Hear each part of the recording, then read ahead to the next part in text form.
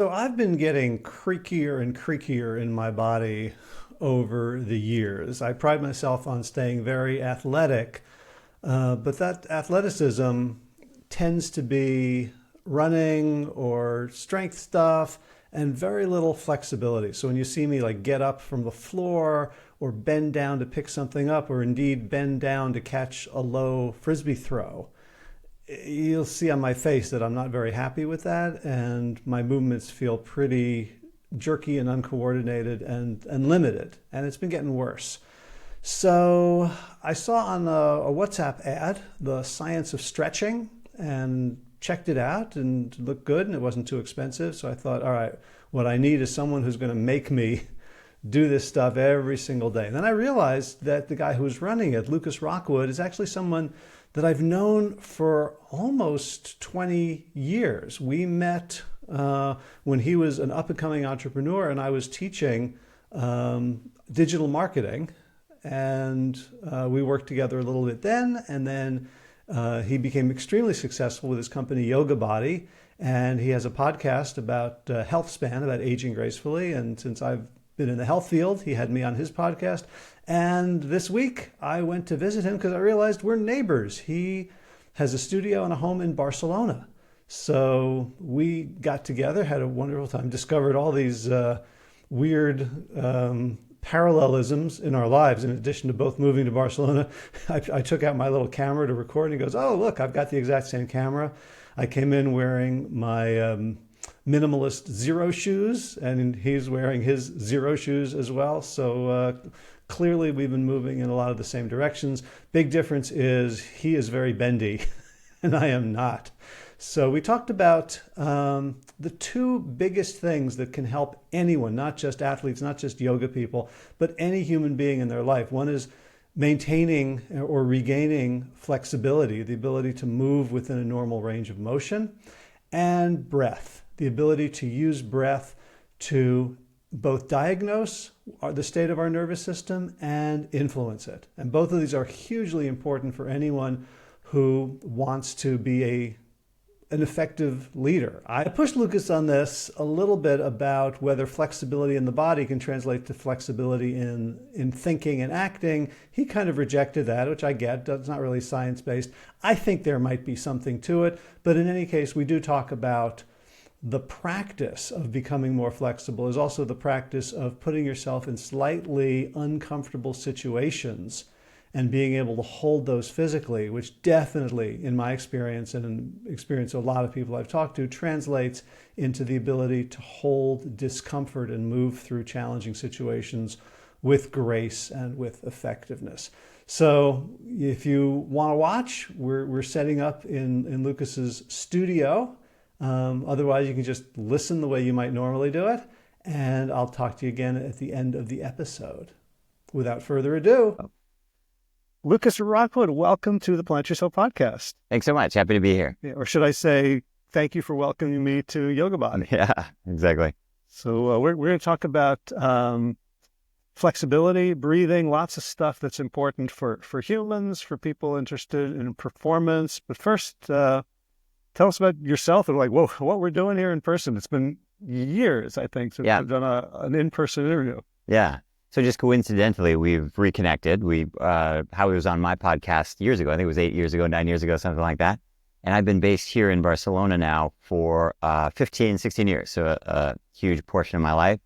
And we're sitting here in Yoga Body Studios, which pre-COVID, we had a really active membership base. And now we have a very active membership base, but mostly digitally. So mostly around the world. And my work really focuses around health span, helping people live their best lives in the second half of their life. And with simple things like mobility, range of motion, strength, basic range of stuff, nothing, no bodybuilder or anything like this, cardiovascular health, and a lot of stress management and nutrition. And stress management specifically using breathing exercises to help people modulate their nervous systems. Gotcha. And what do you know about this? Because you're only 23, obviously. Well, I guess, there's different phases of life. And, in my 20s. I should make clear that was a joke. Yeah. You do whatever you're doing is working. Well, thanks. In my 20s, I was very much into the performative side of yoga, standing on my hands and, tricks and accomplishments. And in traditional yoga, it's similar to martial arts in that there are not belts, but there are sequential series and things like this. And as I've gotten older with kids and career and different objectives and optimizations, like a lot of people, I think your priorities change. And really now my focus is on what we often call becoming like a lifestyle athlete, meaning training not to stand on a podium or to look amazing, although that would be great, but really just training to be able to enjoy your life. We were talking about, paddle boarding, biking with the kids, carrying luggage, having energy. And I often just think about squeezing as much life from your life as you can while we're here. So that's really what our focus is on. Yeah. And, so I was, very athletic throughout my youth and then had kids and kind of dropped off. And like sort of my athletic midlife crisis was to become an ultra runner. Interesting. Which it gave me a lot of fun benefits mentally, but it kind of broke me down physically. Yeah. It's always everything has a push and a pull and everything has a heads and a tails. And if you're going to look at something in terms of cardiovascular circulation and benefits, it's very hard to find something that's as beneficial as running. And on this exact same conversation, if you want to find something that creates more injuries per year, again, it's going to be running. And so it's one of those things, you just have to find out what works for you, and what works for you at different ages is also different. And I've come to realize that the whole concept of cross training was not to create this Ironman triathlete, but was to keep, people in middle age and beyond not broken. And so hyper specializing on anything, whether it's yoga or running or cycling, it's very difficult to maintain in the second half of life. That diversity of stuff in terms of physical activity really just helps you to not get repetitive stress injuries more than anything. Yeah. And the two things that I discovered could mitigate the running, and I would discover this on 50-mile, 50K races, is the imbalances. Sure. And to need to but in the running community, we get lots of advice about stretching. Yeah. And, you see people with their legs up here on the fence before a run, people who say no stretching at all, and the breathing, who kind of address parts of the body. And I, by the time I was I can't do that anymore, I really felt kind of broken. I could demo what it looks like when I try to tie my shoe. Yeah. But this idea of cross training just as sort of mitigation of everything's heads or tails, so that whatever we're doing, if we do it to excess, has a downside. Yeah.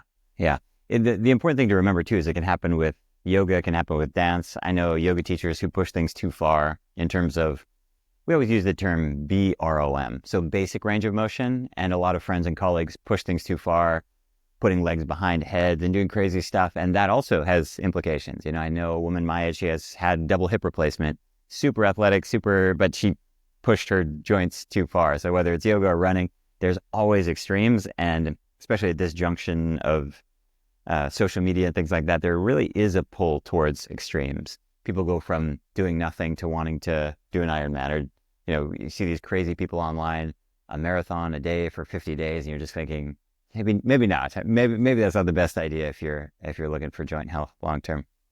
Yeah, and so I think so much of it comes from, at least for me, came from this desire to prove myself, and it wasn't so much online to prove. I haven't been a big online social media guy with thousands of people, which I know people who've gotten successful at that, it becomes a little self-reinforcing in a bad way. But just to be thought of when I would just sort of casually mention that I had run a 50K that weekend, I liked, oh my God, I did it, right? As opposed to saying I gardened for 30 minutes. Sure. I didn't get the same. Yeah. A lot of it too is just the fighting against the dying of the light. I think a lot of it too, you just get to this point where you want to make sure that you're still capable of doing things. You look in the mirror and you're wondering, I'm getting older, and can I still do things? And whether it's social or not, I think even if we were all alone, I think, we'd still try to climb mountains and these sorts of things. And it's all fine as long as you don't blow out your joints and do permanent damage.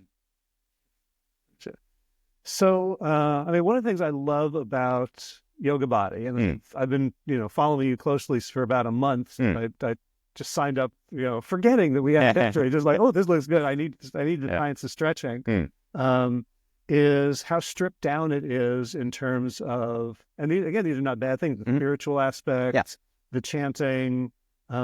You just promoted a yoga training course. You had this great line. It's like most yoga training people sing songs and eat lentils, but they don't know how to teach yoga. So can you talk a little bit about your yoga trajectory? Like, where did you start and how did you sort of create the system and the theology that you have? Yeah, I guess the impression that people always have is that I'm a heretic or that I don't like this stuff. And actually the opposite is true. I came up in a really traditional yoga path, and I spent time in India and all the Sanskrit and studies and yoga sutras, and at one point I was trying to memorize the sutras. I used to only count in Sanskrit in classes, and a big part of it is just like time with students and perspectives change. And so a big part of my early teaching and a big part of what you'll see people teaching is just when we have this focus on ourselves and we think this is a stage for me to present the things that I love. It's almost like showing someone around your home. It's a wonderful experience for your brother or your dad. But for the general public, they don't really want to see your home. They want to see their home. And with that in mind, I started seeing yoga as a tool and as a service. And I started listening to feedback from students. And the feedback that I got was, your interests are cool. I'm here for my hips. Or, your Sanskrit terms are fine. Can you just count in English or in Spanish so I can understand what you're saying? And this convoluted 3-hour-a-day practice that you're doing is great, but do you have something that I could do in 15 minutes? And with kids and responsibilities, and I just started to understand it is maturing in life. And in the same way that like a collegiate athlete might train 3 hours a day, sleep 3 hours a day, and then have a social life, that's really great. And that just doesn't translate into anything that's applicable to anybody in the normal world. And so I just started really getting focused on like, how can I be of service? How can I be effective working with people? And with that in mind, we just started stripping things down and focusing on meeting people where they're at, whether it's stress management, whether it's tight hamstrings, whether it's recovering from injuries. And no big surprise, but I really have a much bigger audience. It's not that I didn't have a successful teaching practice and doing things the other way, but I guess as a teacher, you do want people to connect at some level of scale. It's exciting to see that messages and teachings resonate. And it's not so exciting to feel like you're indoctrinating people into a lifestyle that you love. At least for me, it's never been something that lit me up. It's always much more exciting for me to see people finding their own path. Yeah, because a lot of the yoga that I've done, I think the view is that it's the spiritual aspects that are really important. Sure.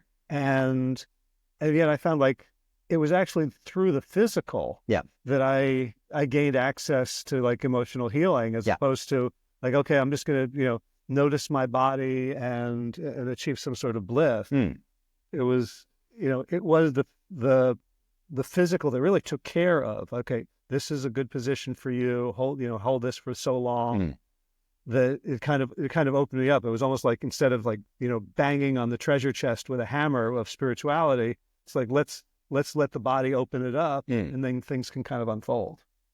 Yeah, it's really confusing too. Like what is spirituality? Well, it's 10 different things to 10 different people. For some people, it's a structured religiosity, something you can easily define. For a lot of people, it's a lot more squishy. People have spiritual experiences with their children and their dog and hiking, and people have spiritual experiences in temples and yoga studios, and it's all fine, but it's very difficult I just think it's very difficult to decide or define that for someone else. Yeah. And I find that one of the best ways to like have a spiritual experience is like stop trying. Just live your life, and people will have those moments on their own. And the forcing of spirituality onto so many different things, I think, is where people get into trouble. It's like you see it a lot in politics, the forced spirituality. It's always the people presenting themselves as the most spiritual who just have these like atrocious lives. And the same is true in most places. People who are openly proselytizing are usually the people who are struggling the most to live a virtuous life. So I want to get to the stretching and breathing, but I do want to kind of, and maybe we'll cut this out. Sure. Like yoga has gotten a really bad reputation for sexual exploitation, for sure, for psychological abuse. What do you see, and how do you stay clear of that? Yeah, Yeah, I've written about this a lot. I've had like campaigns. We did fundraisers back in the days, and really tried to change things. But for sure, so sexual exploitation has been rife in the yoga community since the earliest days. Some of my teachers, after their death, big problems on video, groping women, all of the above, and worse and worse. There are legal action against people I've trained with, and it's really hard. I guess part of it is that this is not unique to yoga. It happens everywhere, from the tippity top, and everyone knows who I'm talking about, all the way down, from politicians to school leaders to everything in between, to church leaders and all of the above.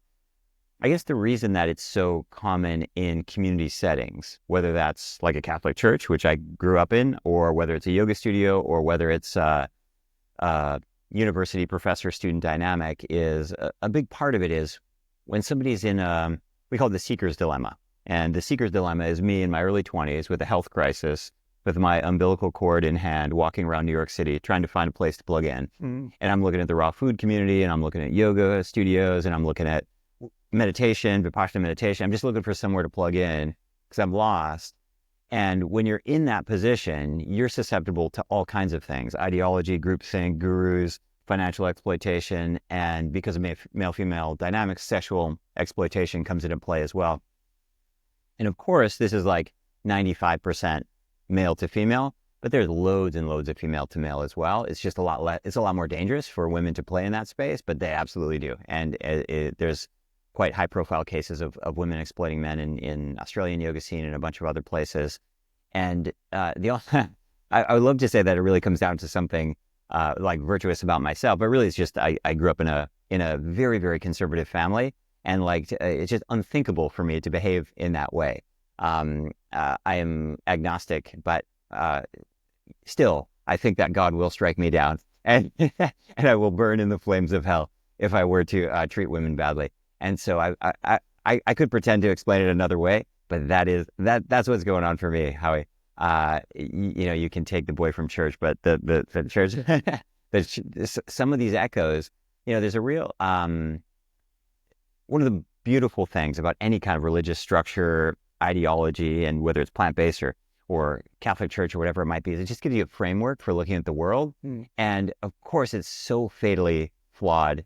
Just on its head, it's flawed, but it's still helpful to have something to lean into. It's helpful to have something to lean into. Like, I'm going to try to do as little harm as I can in the environment, or I'll try to do as little harm as I can in my family. And of course we get it wrong, but yeah, if I had to give someone credit, it would be my father and the Catholic Church, probably. Yeah. Cool. So let's get into how we can, Sure. What you do and the yoga that you teach can help people. Yeah. Second half of life. I'm almost 60, so I'm on the cusp of the second half of my life. Yeah. Yeah. By my math. Yeah, exactly.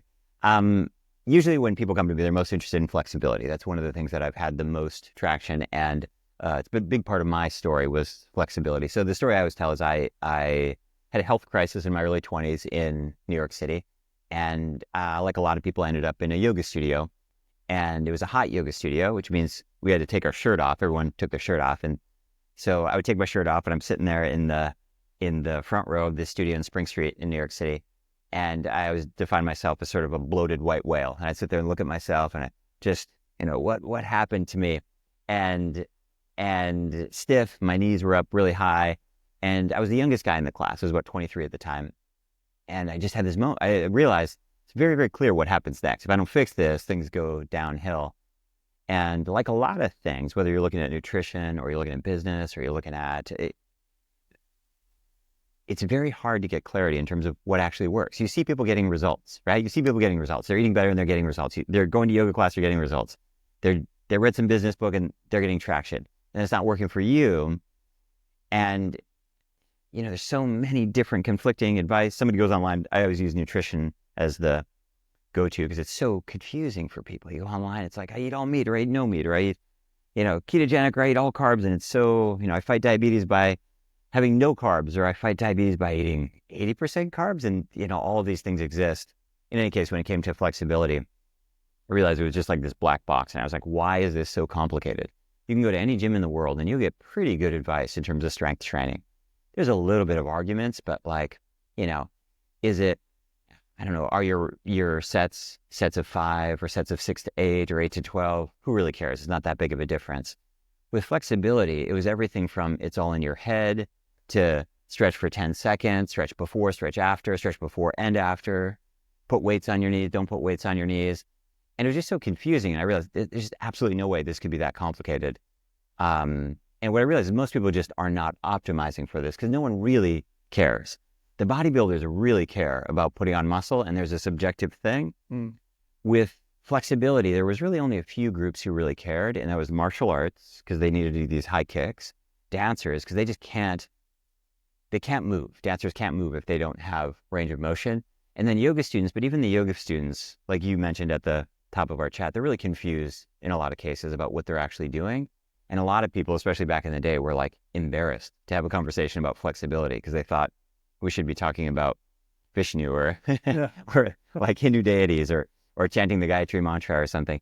And I get a lot of pushback, like, that's so superficial. I was like, call me superficial. Although, for me, I would do a meditation and I would like go to a Zen thing and like I would literally get whacked for fidgeting. It's like, boy, if my hips were just more flexible, then I would not, the guy would not smack me. Exactly. Could you give me a little bit of insight in terms of opening my hips? In any case, I just started having closed door conversations. And when I realized it wasn't a big mystery, people just weren't talking about it. But in the martial arts world, they talk about it. In the dance world, they talk about it. And they have very specific practices. And they're really not that complicated. And I'll just share with everybody what it is because it's no big mystery. The first thing is you should relax when you're stretching. And the more relaxed you are, the more your muscles and the fascia that surrounds them, often referred to as like myofascial units, the more they'll relax. And when people first hear that, they go, "Are you sure?" And I just help people look at the other side and it makes them understand right away. So if you were doing bicep curls and your trainer said, relax as much as you can when you're doing bicep curls, you go, no, I should contract as much as I can. Great. So we're doing the opposite. We're trying to lengthen instead of contracting those. They're called sarcomeres, these smallest contractile units. You need to relax them.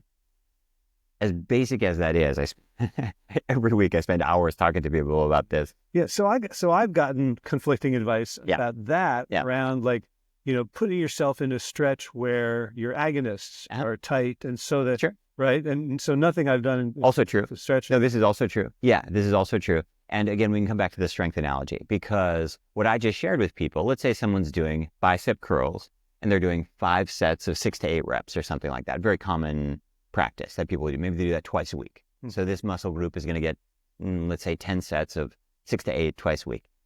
And someone else says, you know what, that's really not necessary because I do pull-ups and pull-ups sort of by proxy hit my biceps and I do pull-ups 3 times a week and I don't really work in sets of 6 to 8 because I can't do 6 to 8. So I do like 2 or 3 pull-ups and do this 3 times a week. And the answer is yes and. Both things are true. Both things are true. But from an efficiency standpoint, if your goal was to build bigger biceps, you look at the science, you talk to the bodybuilders, you talk to whoever you want to do, the better thing is going to be twice a week, 6 to 8 reps, probably to failure, something around there. And so it's not that other things don't work. This idea of contracting your glutes to relax your hamstrings absolutely works. But if your objective is, I'm approaching 60, I'm having trouble with a full butt to heel squat, I'm worried about my lower back, and I'd like to fix this before I'm 60, if that's the priority, then there's a different calculus that comes into play. And this is where a lot of things with strength and flexibility get really confused.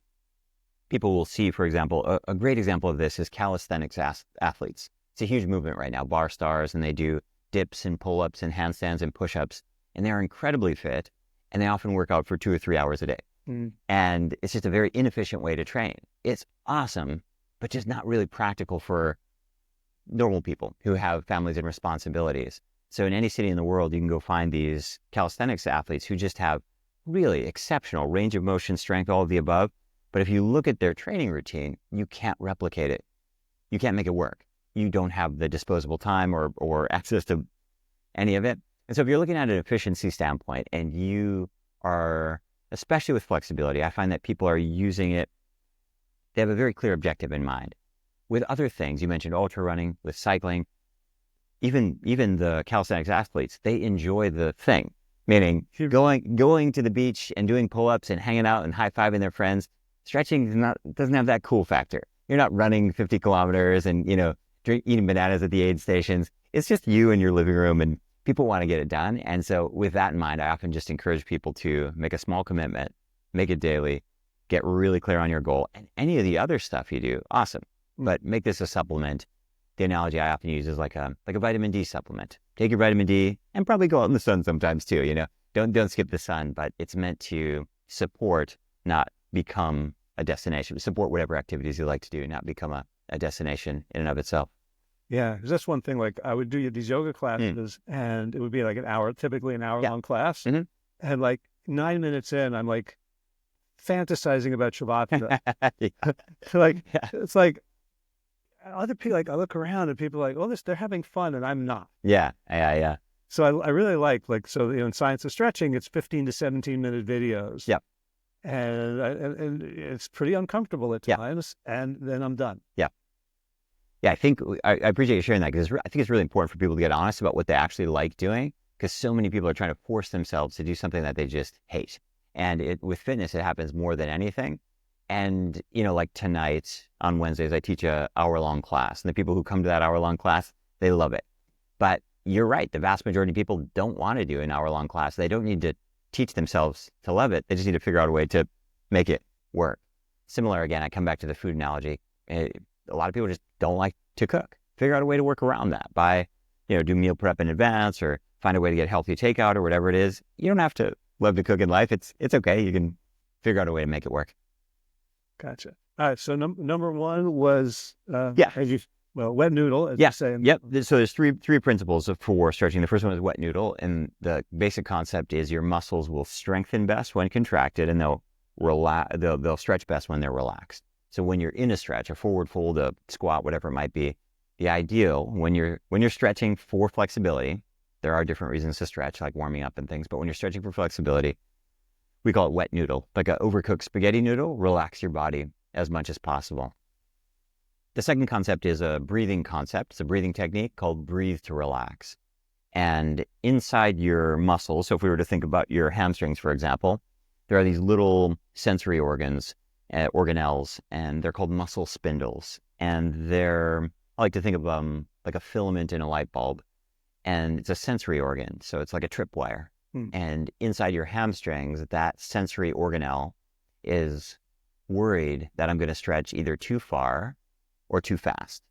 And when that little sensory organ gets that signal, it sends a impulse to your spinal cord and then back to your hamstrings. That was a very complicated way to explain that. We have something called the stretch reflex, or your myotatic reflex. And essentially that hamstring that you tried to relax starts fighting you, and it goes douche, douche, douche. And many of you have experienced that before. When you go in a forward bend, you just feel, it's almost like this stomach churning feeling where you hate you hate the stretch and you want it to stop. And that physical resistance where you feel like you're coming up against your own body is a real thing. And it's a nervous system response. It's an electrical response. It's actually not a hard stop. It feels like a hard stop, but it's not. So to help dampen that down, there's a bunch of things you can do. You can just stay in the pose longer. That helps. You can practice more consistently. That helps. Habituation helps. But breathing is the most effective way, especially in the short term. And so we do a very specific breathing technique where we breathe in through our nose to the count of 4, and then we breathe out through our mouth with a ha sound to get kind of a visceral release. And on a very simple level, it gives us something to focus on. It slows our respiratory rate to about 3 breaths per minute, which promotes a parasympathetic response. It makes you kind of sleepy. But on a really biomechanical level, it just helps to dampen down that stretch reflex. You can go deeper. So the stretch reflex is in a sense, it's a sympathetic response. It's like danger. It's your body trying to keep you safe. Yeah. So if you let's imagine you're ice skating. This happened to my father not too long ago. And your skate slips out from under you and you kind of drop down into the jazz splits, but you didn't mean to. Your body that's an extreme example, but your body will do everything it can to help you not rip your hamstrings off the bone. And so that signal from those muscle spindles really fast, your body tries to go, please don't rip your hamstrings off your bone. And a lot of people can't really relate to that. They go, that seems like a really overreaction, but this happens a lot. People rip their hamstrings right off their sits bones. Biceps tendon rips constantly. These kinds of things do happen. And especially if we were living any kind of like primal life with full shoulder flexion, hanging from our arms, throwing, probably muscle tear, tendon tears would happen a lot more. And so these responses are designed to protect us, and that breathing really effectively dampens it down. Gotcha. So I like the way you described it, because I had read, I think probably in 1990, I read a book called Job's Body. Okay. Interesting. By Dean Juhan. Okay. And he used the example, and this stayed with me as a kind of indictment of myself. He says, you take like a really old man who can barely move, you put him under anesthesia, and he becomes all floppy. Yeah. And so I interpreted that as, this is all in my head. Yeah. So there's a half truth to this. So you'll hear this, under anesthesia, I would be able to put my feet behind my head. And that's not true, unless you can put your feet behind your head normally. And so the people who like to talk about this are actually people like me, who have quite a bit of range of motion, but will still wake up stiff. And dancers who have range of motion from their younger years, but still wake up stiff. And for them, their blockages might be mostly nervous system, but for most of us, there's a yes and. So the nervous system, as well as a physical hard stop that happens from tissue length.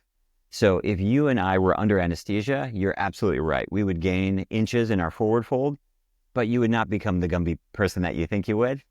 There are manipulations done under anesthesia, and this is what people are often thinking of. They might have seen them on social media or something like this.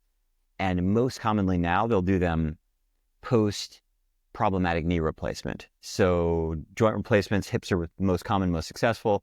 Knees would be number 2. Knees have a lot more problems, but still pretty successful. But one of the things that'll happen is after a knee replacement, somebody might only be able to get to 90, or maybe they can get to 80 or 70 and they'd like more. And so they'll go, it's a pretty gnarly thing to watch, but you can see it on YouTube if you want. But under anesthesia, the doctor does a manipulation, but it is not that the person suddenly, they're putting them under anesthesia because it hurts. They're forcing the joint, and they're either micro tearing or literally tearing connective tissues to force that range of motion. So yes, and it depends on the person, but as much as 50% of your range of motion might be nervous system related, might be. Another way to think about this that people often relate to is most people on any given day, if you were to poke around in your upper traps, you'll feel tension, and you go, oh yeah, what's that doing there? And that tension is just resting muscle tone, and that is limiting your range of motion. And a lot of us have a real hard time switching off that upper trap tension. Other areas, not so much. But if you think of that tension in other areas of the body, that's a nervous system element, more so than a hard stop in terms of tissue length. Yeah. I'll give you another example. Yeah. So the martial art that I've done is called Sistema. Okay, I don't know. It's a Russian form. Interesting. And, it's sort of like street fighting, like, no rules, so... Poke your eyes out, kicking the groin. Well, basically comes from like Russian special forces. Interesting. Okay. So any sort of combat rules, sports rules would get in the way of your instinct. Okay. So we would train a lot with like fake knives and guns. Interesting. And so one of the things is, so if you're going for your knife, and I want to reach for you, and I realize I'm going to get there too late, if I can't be effective in moving my body with sort of selective tension unless I'm able to fall down backwards. And like like falling backwards for me, it was on a mat, and I couldn't do it. Right. And it just felt like I know that falling backwards onto this mat would be safe. Like my head knows. Right. Someone's like, I can't let go. You can't let go. Right. You can't let yourself fall. Yeah. Interesting. That sounds like a really valuable practice to learn to let go and roll. I'd like to try that. Yeah, I just need, more and more cushions. And, Yeah. Take half an inch off every week. Yeah. So then that's 2. So there's three basic principles, and the third one is the one that nobody likes, and that's, we call it time under passive tension. And again, these are deliberately juxtaposed to strength training because people often understand that. Let's come back to the bicep curl. Let's say you did 1 bicep curl a week. It's just not enough time under tension, and so tension is what triggers muscle hypertrophy, muscle growth. And with lengthening of tissues, it's the exact same process. This is an oversimplification, but it's helpful to think about. If muscle hypertrophy for strength is girth, muscle hypertrophy for flexibility is length. And there's more to it than that, but it's a helpful way to think about it because the process is way more similar than it is different. And you just need a certain amount of time in a pose or your body doesn't get the signal. And our bodies are these homeostatic homing pigeons. They just want to stay exactly the same. And exactly the same might be, if you're really lucky, super fit. For most of us, where your body wants to stay is somewhat annoyingly out of shape. That's where we want to live. And people always doubt this. Like, that's not true. My body's always changing. Kind of. Let's say somebody's carrying some extra weight. Super common. Somebody's carrying 20 extra pounds. They'll carry that 20 extra pounds for like 20 years. Yeah. It's like, how? Are they counting their calories exactly? No, their body's just driving homeostasis at all costs. A little bit of cravings here. And so what that means is your hamstring range of motion, left unchecked, will stay exactly as it is or get worse. Yes or yes. And so the only way to break that is with a little bit of discomfort. And what that comes down to is time under passive tension. In terms of exactly how long, this is something in the community we argue about and we talk about, and we try to get some definitive answer. I don't really know the exact number, but somewhere between 2 minutes and 5 minutes is ideal. With bigger poses, so compound stretches, so big joints like your hips, where we might have half a dozen, even a dozen or more tissues involved, we'll often push that time up. For smaller, more leveraged joints like wrists and shoulders, we'll often push that time back down. But as a general rule, 2 minutes as a minimum, 5 minutes as a maximum, and somewhere in there is the sweet spot that I wish there were a way to, do a muscle biopsy and probe. But that's where people get stuck because they don't like to, nor do I, hold poses for a long time, but you just don't get results if you don't. Mm-hmm. Gotcha. So I think, as I think about the stretching that I have done, it's never been that long. Yeah. Right? Because you wouldn't. Who would? Yeah. Why would I want to do that? Yeah, exactly. It's almost like I've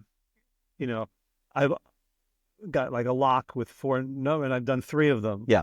And so I've actually never made progress. Yeah. Yeah. And your experience is typical for everyone. And again, I always come back to the strength analogy because everybody also does a little bit of strength and also don't make progress. So Camilo, who's one of the teachers at Yoga Body, he always makes the joke that your average guy, when he feels like doing a little something, will do like 10 push-ups and like a couple of crunches. And he's been doing that for like, your average person does that just here and there. You're in a hotel and I'm going to do a little something. You do 10 push-ups and a couple of crunches.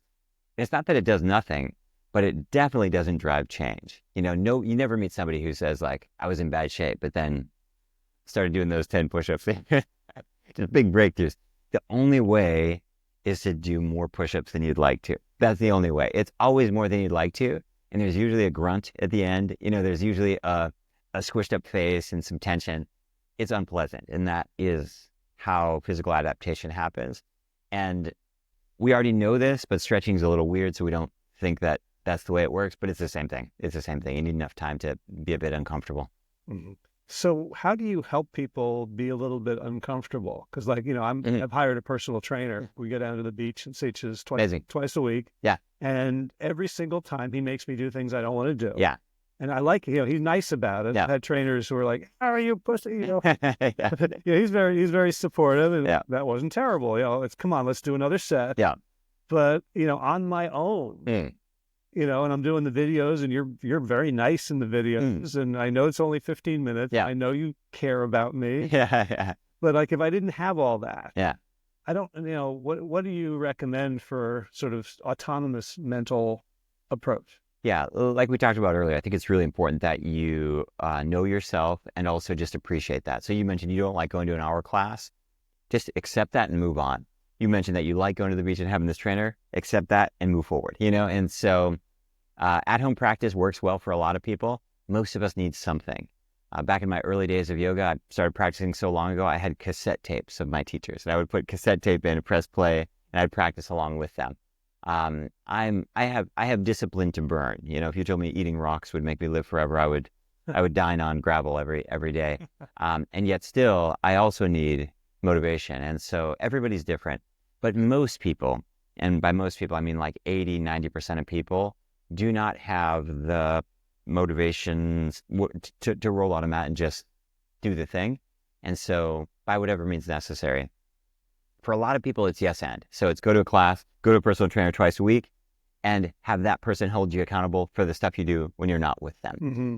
Push play on a 15-minute video with me, and then maybe once a week or once a month go to a class.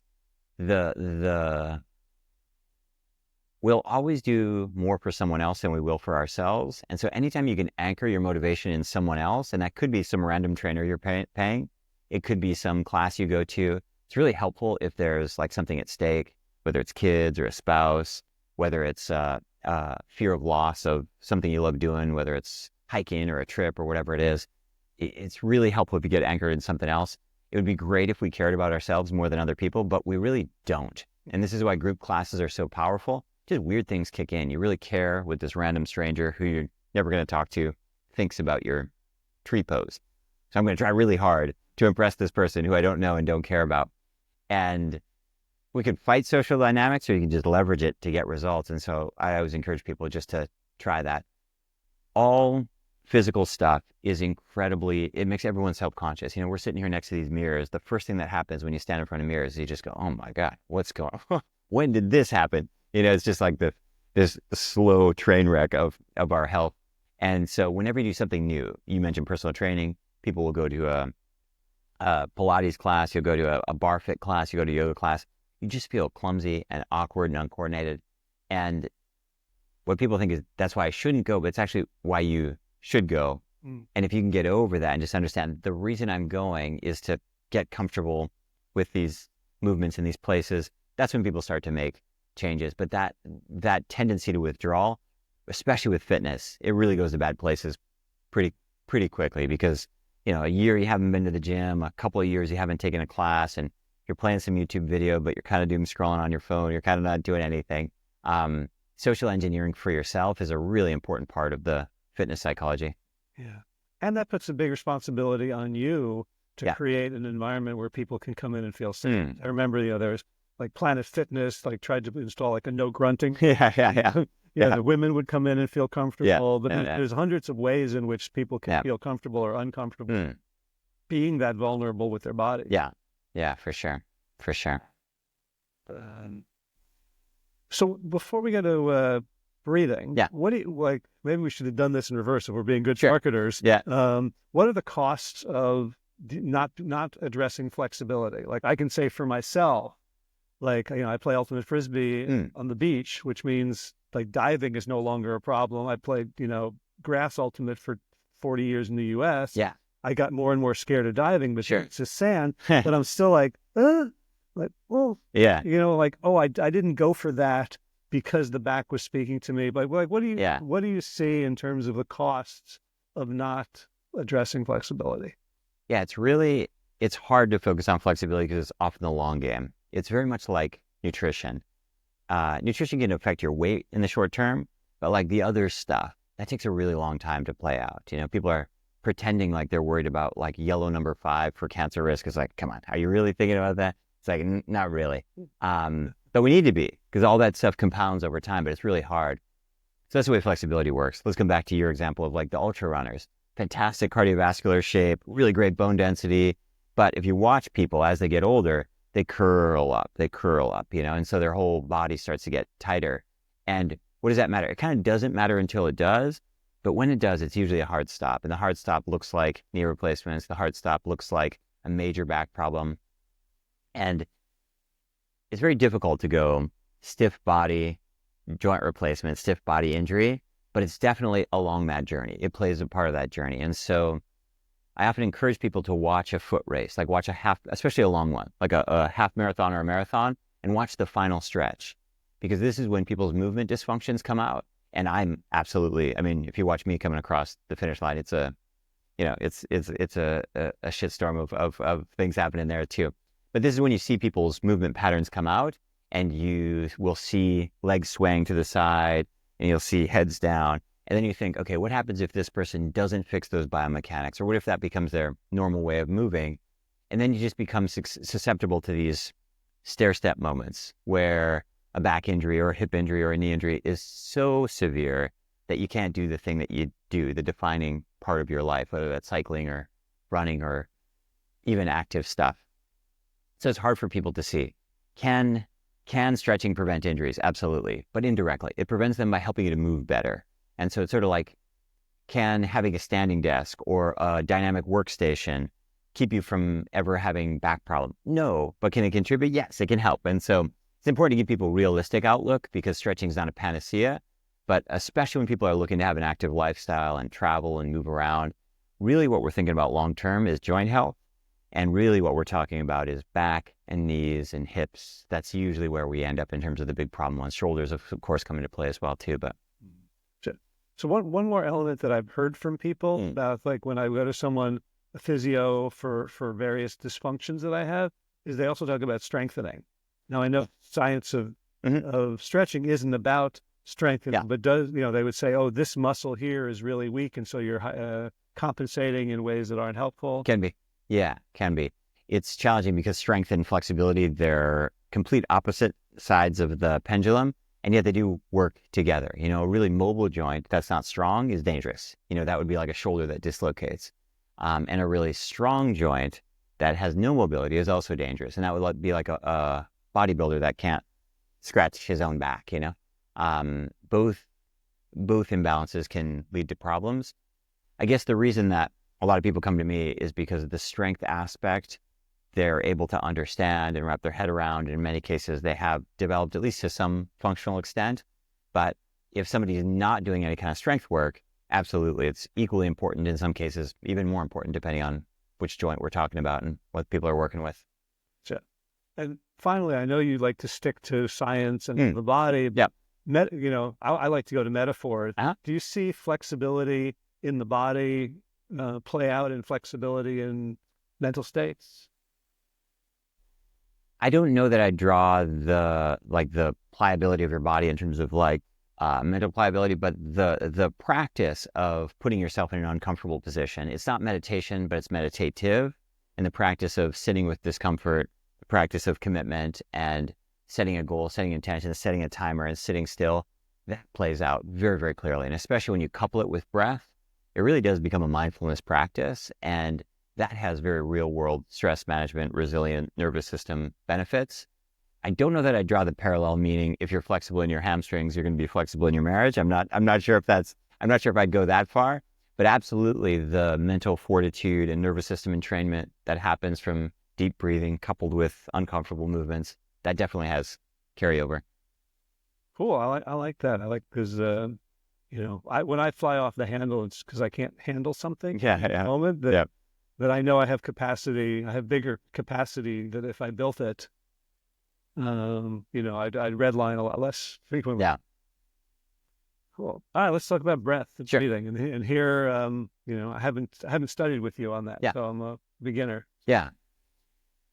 The way that I look at breathing is generally our breath reflects our nervous system. And so we often talk about reading people's body language. Like, I got the sense that you're calm today, or I got the sense that and usually what we're talking about is breathing. That's the most clear thing. If we had sound off on a video and watch people, when we watch their body language, we're very often watching breathing. And what people say is, no, I'm watching their face. And their face is reflecting their breathing, and their shoulders, and their shoulders is reflecting their breathing. And so our breathing pattern often reflects our physiological as well as psychological state of being. On a very simple level, someone finishes a 100-meter sprint and that's an appropriate response, and yet it's a very different response than when someone gets a bouquet of flowers. They have that long, prolonged exhale. And all of this are things we understand intuitively from being socialized beings. What people don't understand is, if you imagine like a sand egg timer in the kitchen, you can flip it over the other way, and you can breathe as if you just ran 100 meters, even if you didn't. Or I can breathe as if I just got a bouquet of flowers, even if I didn't.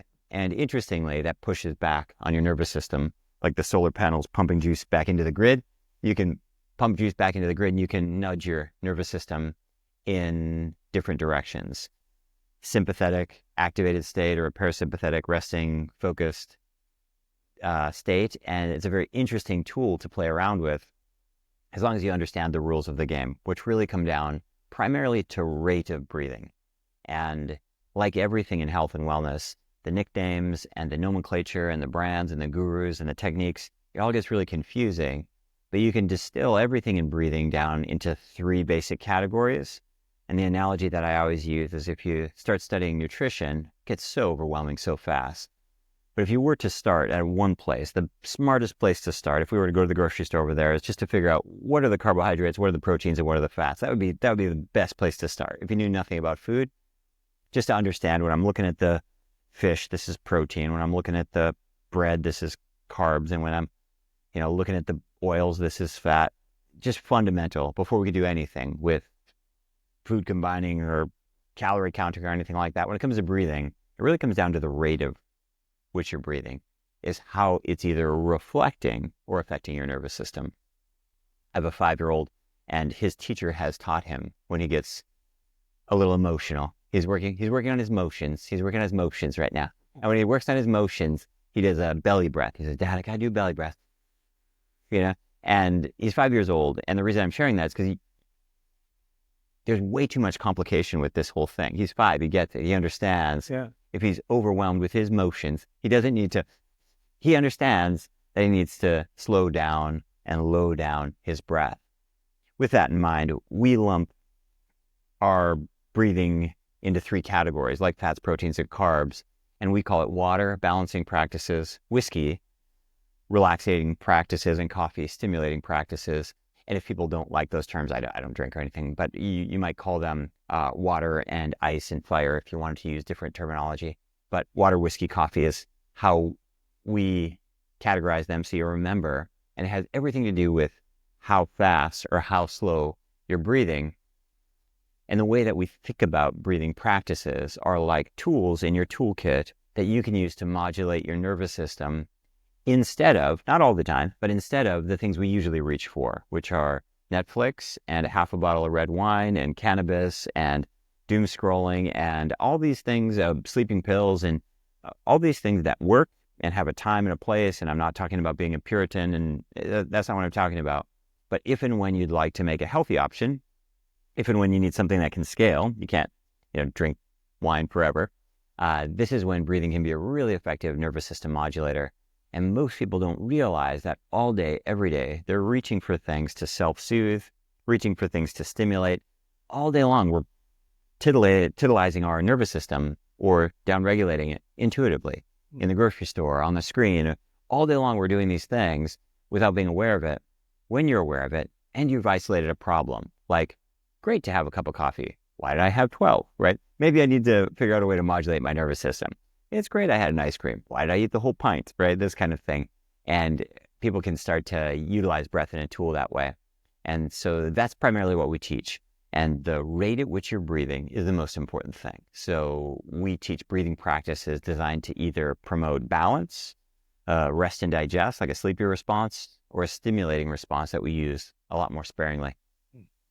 So one of the things I find really poignant is, your 5-year-old has learned that their emotions are under their control, that they have agency.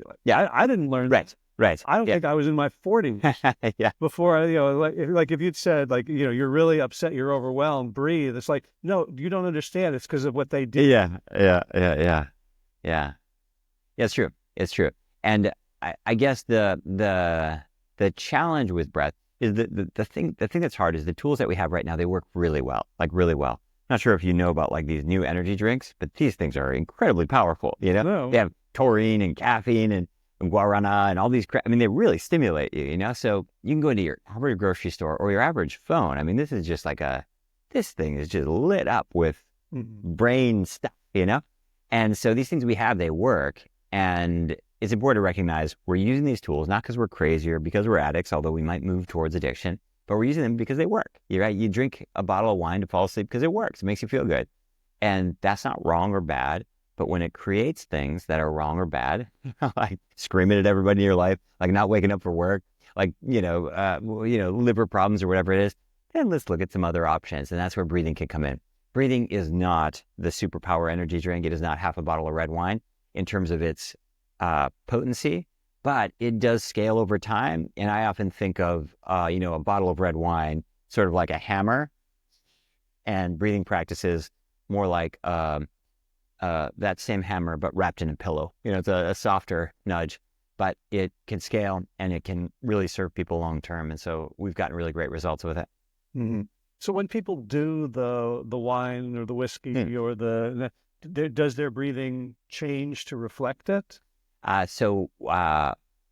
Normally our breathing reflects our nervous system state. So if you were really anxious and worried, most likely you would breathe what we call high costal breathing, which is short and shallow, high up into your chest.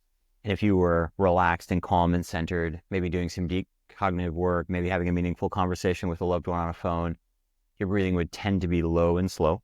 And so those things are true. And when we manipulate the breath, we breathe as if, ...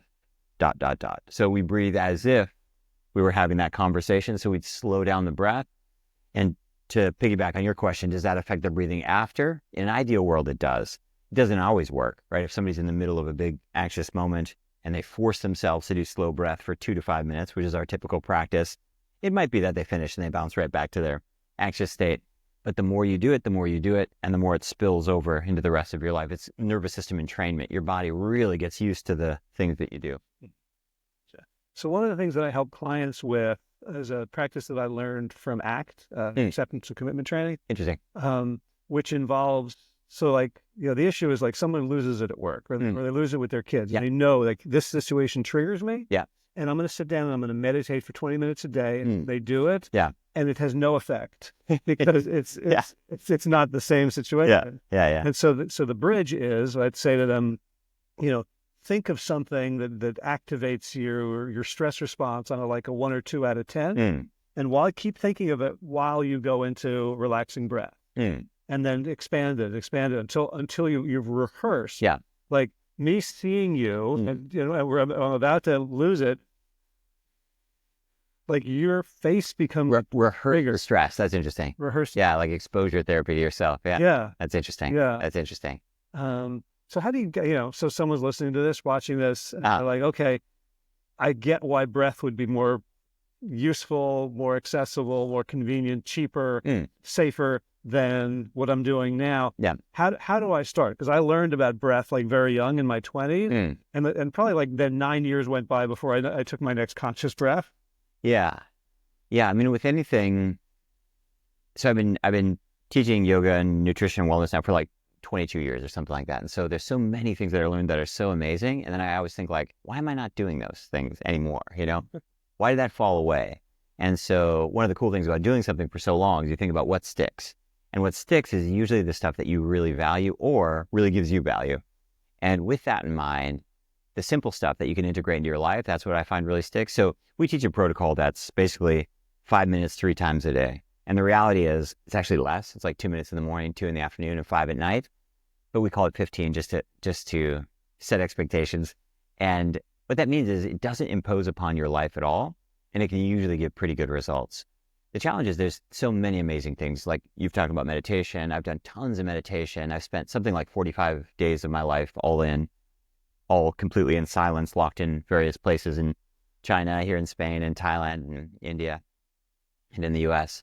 And I love meditation. And I am a student of meditation, and it's very unpredictable what happens. And if you look at the research, it's very unpredictable. And if you talk to meditation teachers, it's very unpredictable because you can easily spend an entire hour or an entire day, or in my case, once an entire 12 days, just ruminating on some relationship that's gone bad. And a lot of people will say, yeah, but Lucas, that's the point. And it might be the point, but like it's Wednesday and I've got stuff to do and the kids are going to finish school in 4 hours. And I don't have that luxury of like self-indulging like I used to just go hang out at a meditation center until I work through my stuff. I just don't. Maybe that will come again. But at this juncture of my lifestyle, I need something a little bit more predictable. And that's where breathing, I think, really has some unique advantages. It really is, it's forced mindfulness. And so you can't effectively complete your 10 rounds or whatever it is without staying present. And so that's a benefit in and of itself. The way in which it affects your physiology, your heart rate drops, your blood pressure is very predictable. And just that reliability is so valuable for me. And it doesn't mean that it's better, but it's better for me and better for many people right now at this time. Gotcha. All right. I feel like we've come to a good place. You're wearing the shirt that says where people can, but most people listen to this and don't watch. Yeah. How can people find you and get started? Yeah, everything I do is at yogabody.com, and I teach stretching classes, teach breathing. Occasionally I have in-person retreats at different parts of the world, and I'd love to connect with people online or in person, any way that you like. And if you come to Barcelona, we have a class on Wednesdays. You can come join us. Yeah. Cool. Did you buy Yoga Body from like the registrar? It's such a great... You mean the domain? The domain. Yeah, it's a funny story. I spent I waited 10 years. I waited 10 years. Some domain squatter had it, and I think he wanted $100,000 or something. And I said, I'll just wait him out. I was like, at some point, it was just some guy. I think he was in Maine or something. I was like, at some point, he's gonna need to buy a ring, or he's gonna need to buy a car. I'm gonna wait it out, So I put a little thing in my Google Calendar. Once a year, I'd email him. You want to sell it? You want to sell it? Finally, he sold it. So, but yeah, I think it took 10 years, something like that, to get it. But yeah. Commitment. All right. Slow. Just as with practice. Yeah, exactly. Cool. Lucas, thank you so much. Yeah. Thank you for welcoming me here and for sharing this. I feel like I found you and your approach at just the nick of time. Amazing. So appreciate it. Great. Good. And that's a wrap. You can find the show notes, links to everything we talked about, and ways to get started if you're interested in joining me on my own yoga body journey at plantyourself.com/612. So movement news hasn't been all that much, kind of taken a few days off. It's Thanksgiving week here, so my body told me to just really rest a lot, which I've been doing. Got some tournaments coming up, and the big movement news is kind of being still and doing these daily stretches. Planning on joining the daily yoga daily, so I'll be adding 15 minutes of yoga strength routine, and of course continuing my work with Jay. Hey, something I wanted to mention is, I have stopped mostly doing health coaching, and people have been asking about that, and I've been mostly working on larger scale things, executive coaching, leadership, trying to move the needle on some of the biggest issues our planet faces, and my strength is helping people be more effective and work together better. However, I have been hearing from folks who are looking for health coaching, and I'm thrilled to let you know that my daughter, Yael Zivan, is a coach, and she is a trauma-informed coach. She has studied with some of the greatest behavior change and inner transformation folks around, including Tori Olds, including Richard Schwartz of IFS, including Bruce Ecker, the co-developer of coherence therapy. And she is hanging a shingle and open for business. So if you would like to work with someone I think is far better than me at helping people make these fundamental shifts, you can drop me a line right now as she sets up her business. I'll put you in touch. You can drop me a line at hj@plantyourself.com. And you can then set up a conversation with Yael Zivan and see if it's a direction you want to go in. Other than that, got some great calls coming up, some great conversations in the books in the next few weeks. Look forward to seeing you again in a future episode. As always, be well, my friends.